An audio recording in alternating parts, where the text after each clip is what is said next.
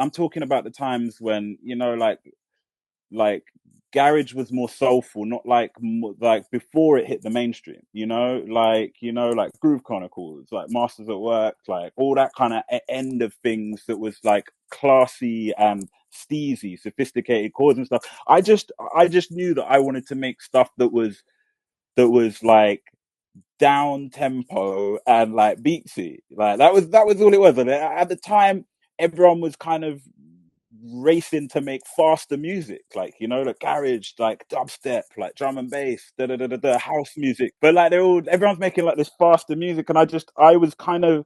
I don't know why I just operated a bit against the grain. I was like, I don't really feel like making that. I just want to make stuff for people to chill to, like, so I wasn't really conscious of what I was doing genre-wise, but like I knew that everyone around me, all the musicians that I was kind of like around and playing with, like everyone had studied jazz, and everyone had been down the route of like either studying it at school or like having a deep passion for it from being really into music and having delved and digged to get to read those album cover notes and be like, that guy plays on that, and do you know what I mean? Da, da, da, da, da.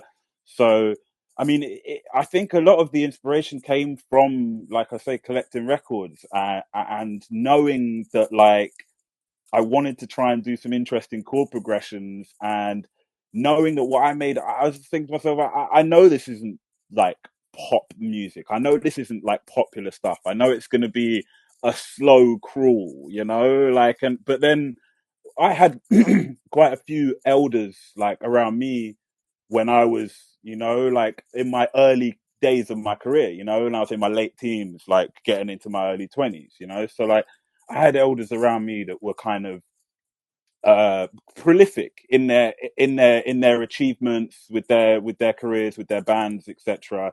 That would always say to me, just do you, Ash, man. Just you do you. You know what I mean? Don't worry about what all the other people are doing. Don't try and measure yourself on all these other people. Just like focus on what you love doing and do it. And it kind of, I don't know why, it just really resonated with me, And then they were like, if you do that, you'll have a career for your life. It's not a race, You'll always have a career. It's one of them things, you'll always be able to do it. So I kind of like weirdly had these words kind of stick in my head that was just like, you know what, just do you. And it's like trying to get your music played on radio. People don't understand, like, what is this? It's not jazz. The jazz people are like, this ain't jazz. And then the soul guys are like, this ain't quite soul. The hip hop people are like, these are beats, but they ain't quite like this. Do you know what I mean? So it's like all these, everywhere I turn, everyone's like, oh, I'm kind of not so sure, man. It's like, you know what? Fine. I'm just gonna keep plodding along and do what I do and stay true to what I love doing, because it's what I love doing. I like the bit where you said this ain't jazz, this ain't soul, this ain't whatever. And then in my mind, all I'm thinking is this ain't jazz, this ain't soul, this ain't all these other things.